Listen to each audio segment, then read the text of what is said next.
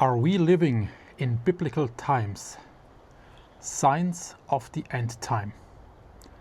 Hello my dear viewers, and welcome to a new video here on my YouTube channel. Today I was watching a video on the channel Canadian Prepper. It is a very big channel about prepping. Several years he is producing videos, and from time to time he speaks about biblical times. And in that video today, I just saw the thumbnail, I didn't watch the whole video. There he used the words or the word biblical times. And I thought, because he says from himself he's agnostic, and when an agnostic person speaks from biblical times, that means something. Well, I think he's right. At the moment there are many things going on in this world, and you surely can say we are living in biblical times. But what does that mean? We will find the answer in the Bible. As always, everything is written inside here of this book. Today I will read to you what Jesus answered his brothers that followed him, because they were asking him the same. So let's see. We have Matthew 24.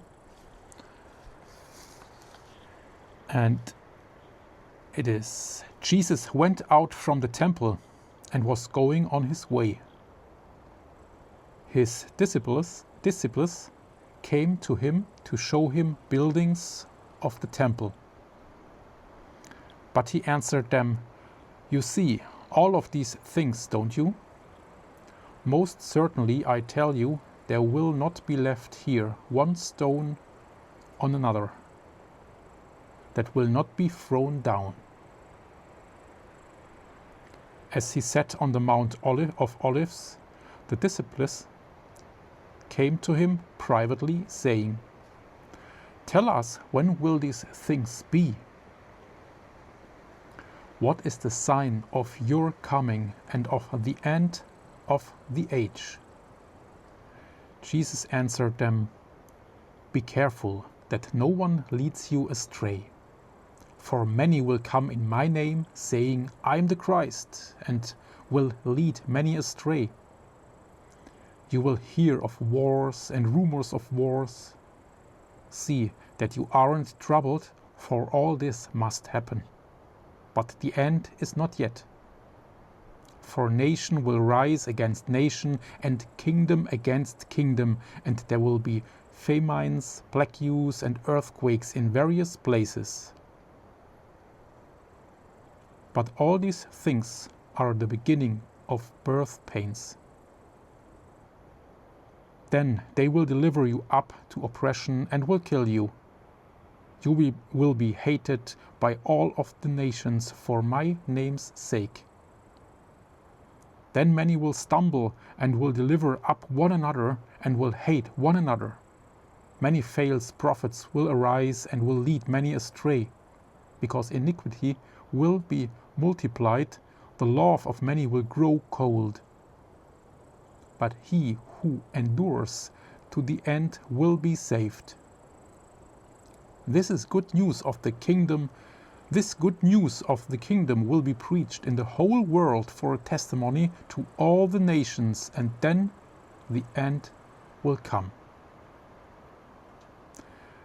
When therefore you see the abomination of desolation, which was spoken of through Daniel the prophet, standing in the holy place, let the reader understand, then let those who are in Judea flee to the mountains. Let him who is in the house top not go down to take out the things that are in his house. Let him who is in the field not return back to get his clothes.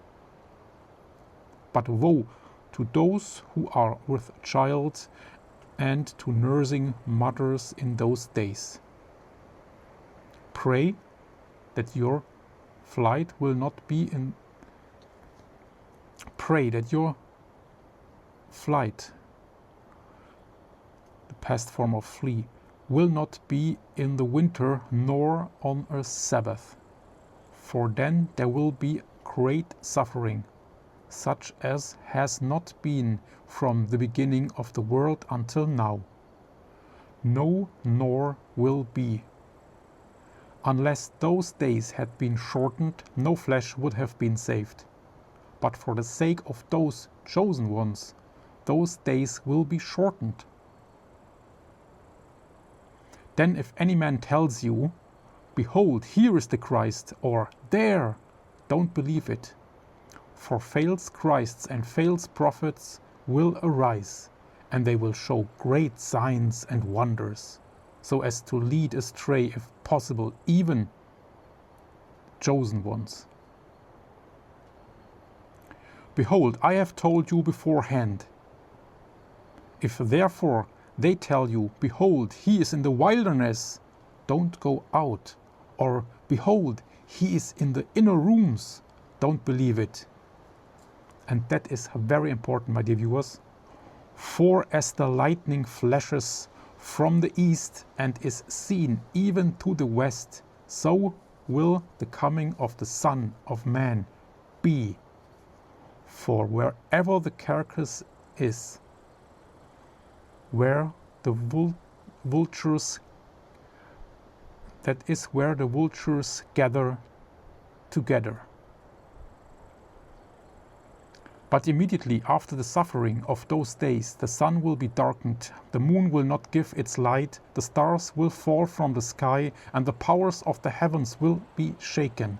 And then the sign of the Son of Man will appear in the sky. Then all the tribes of the earth will mourn, and they will see the Son of Man coming on the clouds of the sky with power and great glory. He will send out his angels with a great sound of a trumpet, and they will gather together his chosen ones from the four winds, from one end of the sky to the other. Now from the fig tree learn this parable. When its branch has now become tender and produces its leaves, you know that the summer is near. Even so, you also, when you see all these things, know that he is near, even at the doors. Most certainly, I tell you, this generation will not pass away until these things are accomplished. Heaven and earth will pass away, but my words will not pass away. But no one knows of that day and hour, not even the angels of heaven, but my Father only. So no one knows it. Even not the prophets, not Jesus, no angels, only the Father knows when this will happen. As the days of Noah were, so will the coming of the Son of Man be. For as in those days which were before the flood, they were eating and drinking, marrying and giving in marriage, until the day that Noah entered into the ship. And they didn't know until the flood came and took them all away. So will the coming of the Son of Man be. Then 2 men will be in the field, one will be taken and one will be left. 2 women will be grinding at the mill, one will be taken and one will be left. Watch therefore, for you don't know in what hour your Lord comes. But know this, that if the master of the house had known in what watch of the night the thief was coming, he would have watched and would not have allowed his house to be broken into. Therefore also be ready, for in an hour that you don't expect, the Son of Man will come. Who then is the faithful and wise servant whom his Lord has set over his household to give them their food in due season. Blessed is that servant whom his Lord finds doing so when he comes. Most certainly I tell you that he will set him over all that he has. But if that evil servant should say in his heart, my Lord is delaying his coming, and begins to beat his fellow servants and eat and drink with the drunkards, the Lord of that servant will come in a day when he doesn't expect it, and in an hour when he doesn't know it, and will cut him in pieces and appoint his portion with the hypocrites. That is where the weeping and grinding of teeth will be. Then the kingdom of heaven will be like 10 virgins who took their lamps and went out to meet the bridegroom. 5 of them were foolish and 5 were wise. Those who were foolish, when they took their lamps, took no oil with them. But the wise took oil in their vessels with their lamps. Now while the bridegroom delayed, they all slumbered and slept. But at midnight there was a cry, behold, the bridegroom is coming! Come out to meet him. Then all those virgins arose and trimmed their lamps. The foolish said to the wise, give us some of your oil, for our lamps are going out. But the wise answered, saying, what if there isn't enough for us and you? You go rather to those who sell and buy for yourselves. While they went away to buy, the bridegroom came, and those who were ready went in with him to the wedding feast, and the door was shut. Afterward, the other virgins also came, saying, Lord, Lord, open to us. But he answered, most certainly I tell you, I don't know you. Watch therefore, for you don't know the day nor the hour in which the Son of Man is coming. So, this event in the Bible and what Jesus is telling us here is very frightening. When I read this, it makes me doubting my belief in God, to be honest with you. Because it makes me afraid and what will happen to my friends and family and my children if they are not ready in that time when Jesus returns.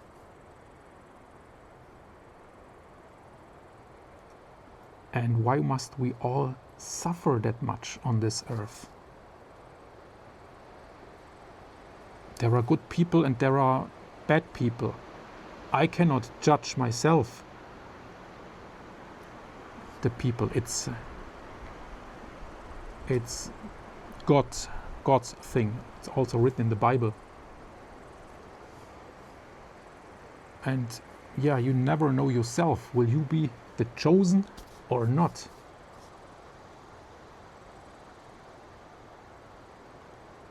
What do you have to do to be the chosen?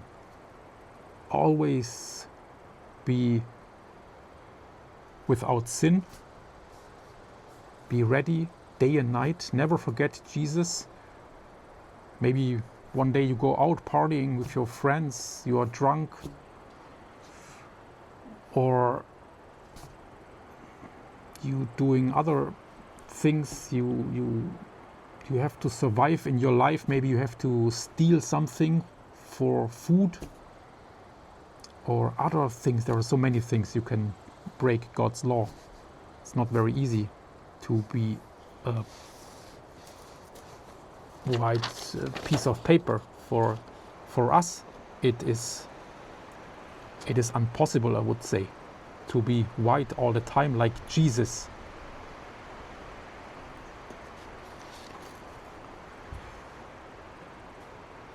So first of all, when we pray, and there is a prayer,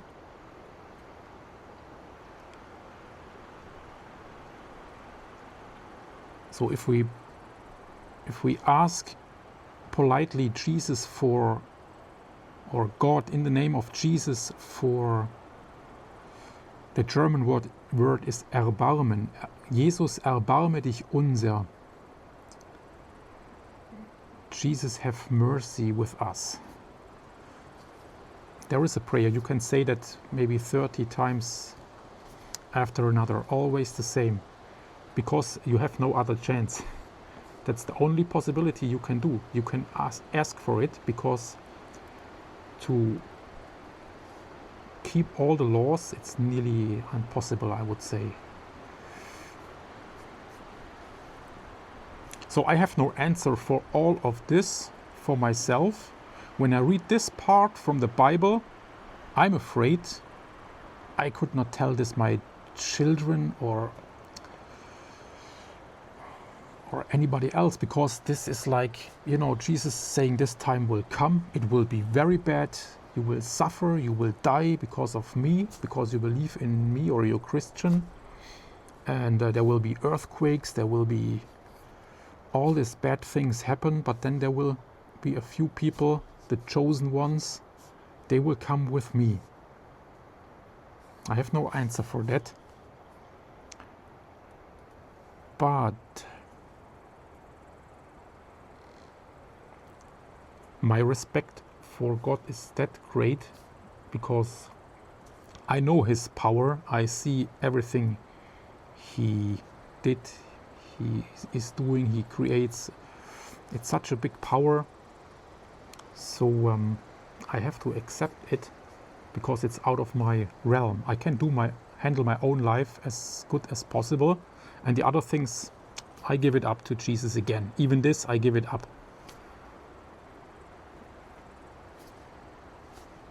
How do you handle the situation? Some of you, especially one person, is writing in the comments sometimes about the rapture, that people will be taken away and then all the bad things will happen. I personally, I don't believe in that. I don't believe that people will vanish away and then you will be here and then the suffering starts. I've seen videos of that topic, that some people, they leave food in the kitchen for the people that will be left here on the earth when the do you say redemption, when this will happen, all the bad things, and they will be taken away to God. It's the 40,004 people that are the chosen ones. It's also written in the Bible.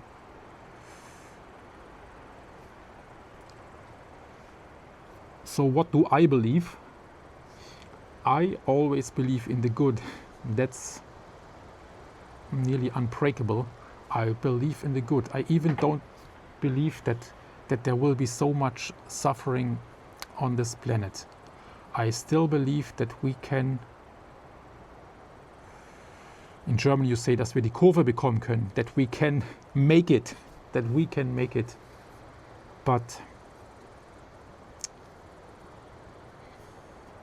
it will be difficult, because so many things are happening here on the earth, and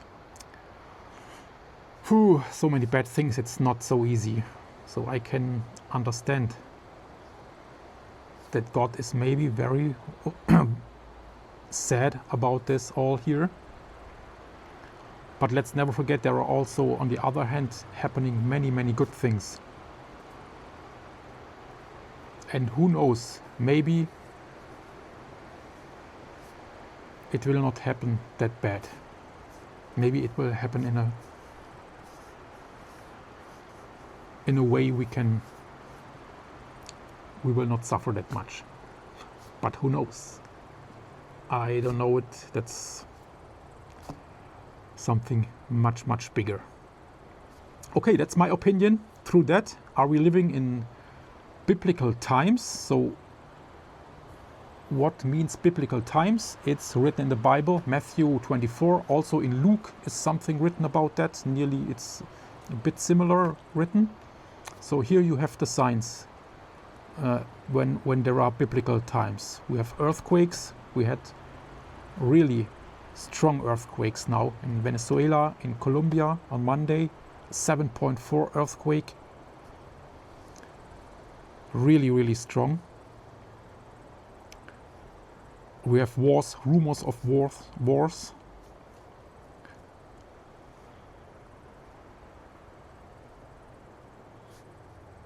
Yeah, many people, prophets, we have a lot. If you watch YouTube, there are many prophets saying something. For nation will rise against nation. Yes, we have that. Famines, black hues, we had a black hue. Yeah, many things are there, so you can say we are living in biblical times if you want to. If you compare it with that what is written here inside, it is like that. Okay, nothing more to say. I'm glad that I'm here in the forest, that it's very calm. It's windy, it was raining. The moss is very moisturous and wet. I have a fire burning over there. Yeah, and I hope for the best and I pray for the best. So, thank you for watching. God bless you all. See you in the next video. Goodbye.